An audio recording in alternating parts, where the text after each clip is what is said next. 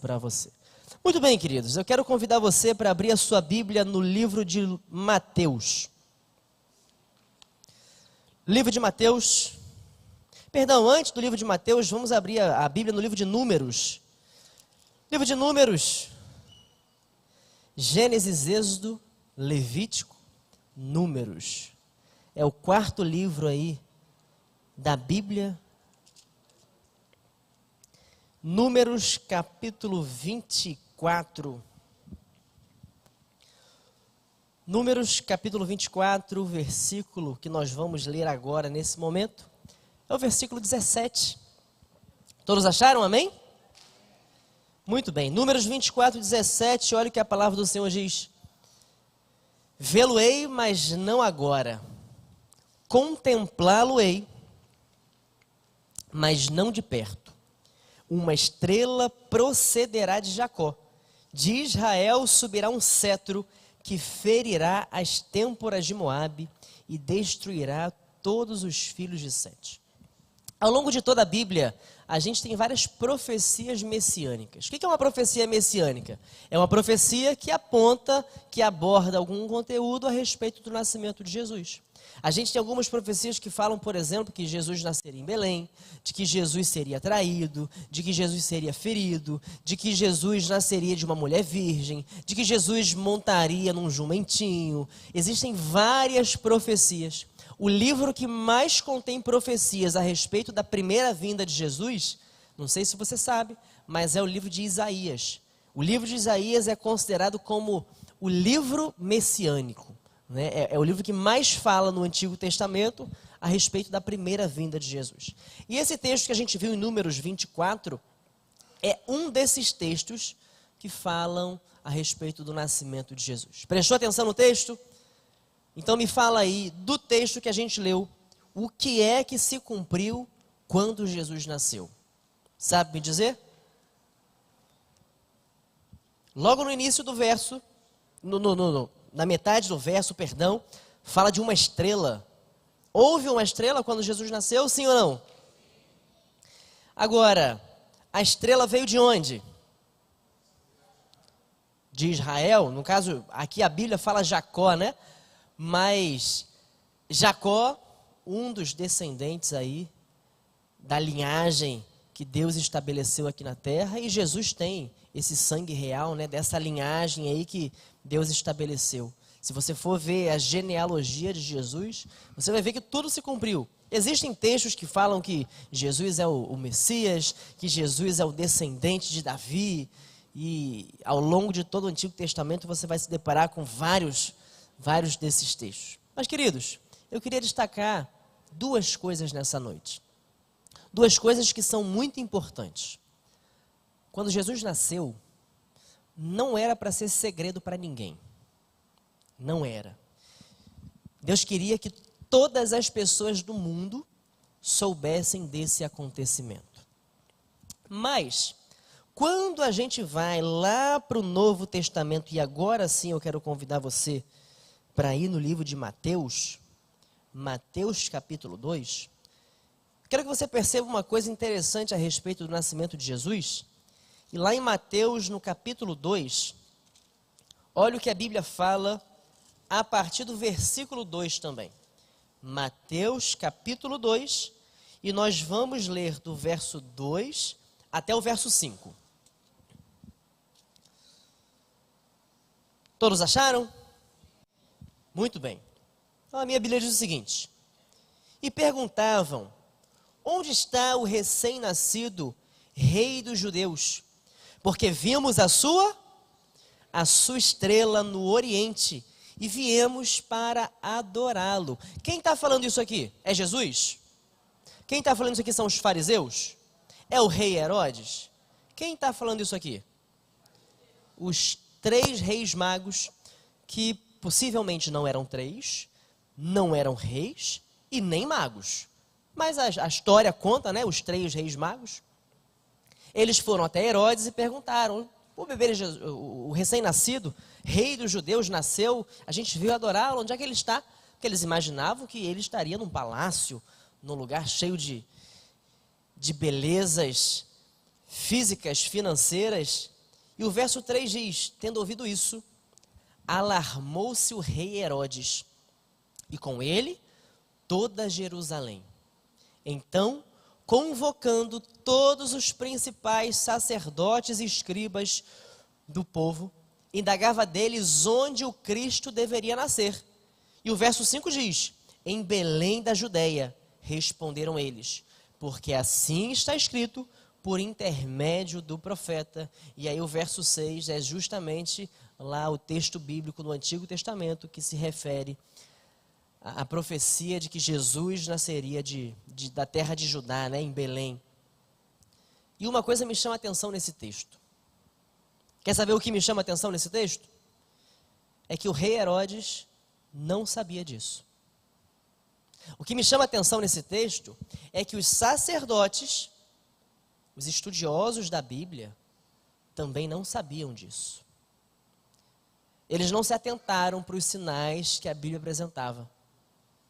Eles não se atentaram para uma estrela que apareceu no céu indicando o nascimento do menino Jesus. Os líderes religiosos, a pessoa responsável por governar toda aquela região, o rei Herodes, também não havia se atentado para isso. E a gente vê que no meio religioso a gente precisa ter cuidado também, porque às vezes nós falamos que estamos aguardando a volta de Jesus, e nós estamos aguardando, e não nos atentamos aos sinais. Isso foi o que aconteceu com o rei Herodes, isso foi o que aconteceu com os sacerdotes, isso foi o que aconteceu com todos os sábios, os escribas. E a Bíblia é bem direta em dizer no versículo 4, o rei Herodes convocou os principais sacerdotes, não foi qualquer um. Os principais escribas, e eles não sabiam disso. A Bíblia conta que o rei Herodes disse aos magos: então vão, procurem o Messias, vão lá adorá-lo, e quando vocês o encontrarem, voltem até mim, porque eu quero ir adorá-lo também. A Bíblia fala isso, se você leu o restante do texto, tanto no livro de Mateus quanto no livro de Lucas, você vai perceber isso. Só que, enquanto os magos, os pastores estavam indo até o encontro de Jesus, o próprio Deus se revelou a eles em sonho, a palavra do Senhor diz isso, informando a eles que o rei Herodes não queria simplesmente adorar Jesus, mas ele queria matar o menino Jesus, porque ele não queria que aquele menino crescesse, se tornasse rei e ocupasse o lugar que era dele. O rei Herodes queria perpetuar o cargo dele eternamente. Eu quero convidar você para ler comigo o versículo 13, que diz justamente isso. Tendo eles partido, eis que apareceu um anjo do Senhor. Mateus capítulo 2, verso 13. Dispõe-te, toma o menino e sua mãe, foge para o Egito e permanece lá até que eu te avise, porque Herodes há de procurar o menino para o matar. O rei Herodes, então, ele se disfarça, né? Ele se apresenta como alguém bom, alguém que quer adorar o Messias, mas no fundo, ele quer simplesmente exterminar o menino Jesus, para que o cargo dele não fosse prejudicado. A história conta que 2 anos depois, Herodes morre de uma forma terrível. E a gente vê que as consequências das escolhas que as pessoas fazem estão aí. E podem e precisam nos alertar para que a gente tome caminhos diferentes. Uma outra coisa que eu quero destacar aqui nesse texto, nesse capítulo 2 de Mateus, são os versos de 8 a 11. O verso 8 diz assim, e enviando-os a Belém, disse-lhes: ide informar-vos cuidadosamente a respeito do menino. Quando estiver encontrado, avisai-me para que eu possa também ir adorá-lo. Depois de ouvirem o rei, partiram, e eis que a estrela que viram no oriente os precedia, até que chegando, parou sobre onde estava o menino. E vendo eles a estrela, alegraram-se com grande e intenso júbilo. Entrando na casa, viram o menino com Maria, sua mãe. Prostrando-se, o adoraram, e abrindo os seus tesouros, entregaram-lhe suas ofertas. Quais eram as ofertas deles? Ouro, incenso e mirra. sendo por divina advertência prevenidos em sonho, para não voltarem à presença de Herodes, regressaram por outro caminho à sua terra. É por conta desse texto que dizem que eram 3 pessoas ali, né? Porque eram 3 presentes, supõe-se que cada pessoa entregou um presente, mas não necessariamente essa foi a realidade. Mas o que eu quero destacar aqui nesse texto é de que aqueles homens, aqueles pastores, aqueles 3 reis magos, se apresentaram diante de Jesus com presentes. E não era qualquer presente, era o melhor presente que eles podiam dar.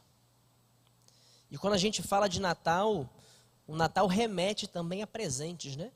Muitas pessoas vão às compras e compram presentes aí para a família, para os amigos.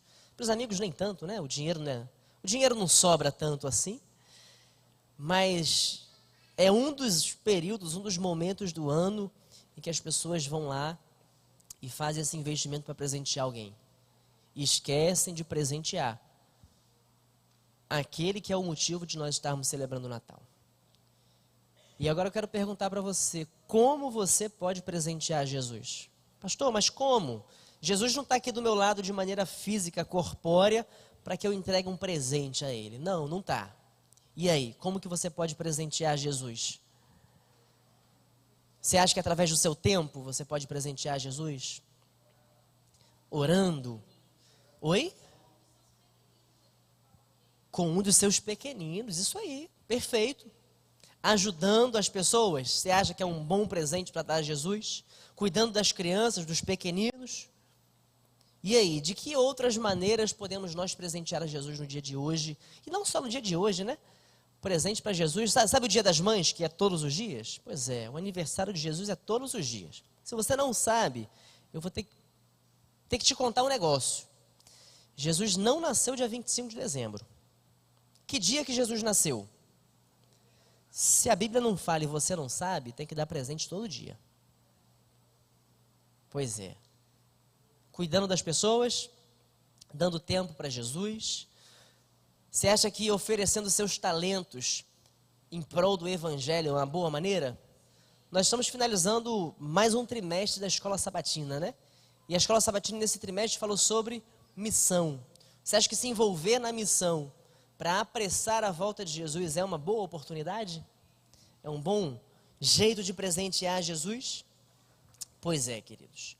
A gente vai terminar, eu quero ler com vocês um texto que está lá no livro de Isaías. Você abre sua Bíblia comigo lá em Isaías? Isaías capítulo 9.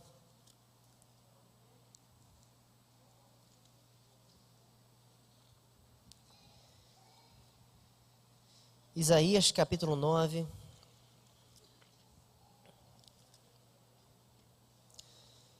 Enquanto Maria recebia a visita dos pastores, o livro Vida de Jesus, né, fala que ela meditava em silêncio a respeito da importante profecia de Simeão.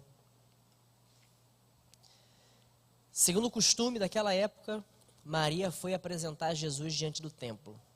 E aí eu volto num ponto que eu tinha tocado antes a respeito do rei Herodes e a respeito dos sacerdotes. Maria foi dedicá-lo ao templo, e enquanto ela estava lá no templo, ela se lembrou das palavras dos magos, ela se lembrou também da profecia que estava em Isaías capítulo 9, versículo 2, eu quero ler com vocês o versículo 2 e também o versículo 6. A Bíblia diz o seguinte: o povo que andava em trevas viu grande luz, e aos que viviam na região da sombra da morte, resplandeceu-lhes a luz. O versículo 6 diz: porque um menino nos nasceu, um filho se nos deu, o governo está sobre os seus ombros, e o seu nome será Maravilhoso Conselheiro, Deus Forte, Pai da Eternidade e Príncipe da Paz. Eu fico imaginando Maria pensando nesses versos de Isaías. Eu fico imaginando Maria vendo seu filho ali como aquele que traria libertação para o povo de Israel, mas não apenas para o povo de Israel, mas também para todo mundo. E Maria, no momento de dedicação do menino Jesus, isso acontecia por volta da 6ª semana de nascimento. Lembrando, no 8º dia de nascido,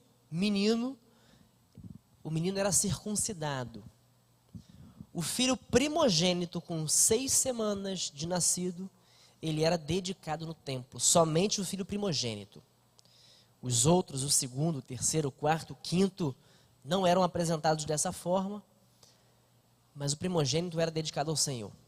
E quando Maria vai ao templo, o sacerdote responsável pelo ritual não vê em Jesus alguém diferente. Ele não vê em Maria e em José pessoas diferentes. Todos os dias, durante todo o ano, alguém era dedicado ao Senhor. E para aquele sacerdote, Jesus era somente mais um. Jesus não era ninguém especial. E isso me fez lembrar também do porquê. Herodes era assim. Os principais sacerdotes, os principais escribas eram assim. E, consequentemente, os demais sacerdotes e os demais escribas também agiam dessa mesma forma. Precisou um homem chamado Simeão, e isso a Bíblia conta lá no livro de no livro de Lucas. Um homem chamado Simeão, ele recebeu uma promessa de Jesus, uma promessa do próprio Deus, o Deus o Pai. E ele disse o seguinte: olha, você pode, isso está lá em Lucas capítulo 2, se você quiser acompanhar. Lucas no capítulo 2, deixa eu abrir a minha Bíblia aqui também.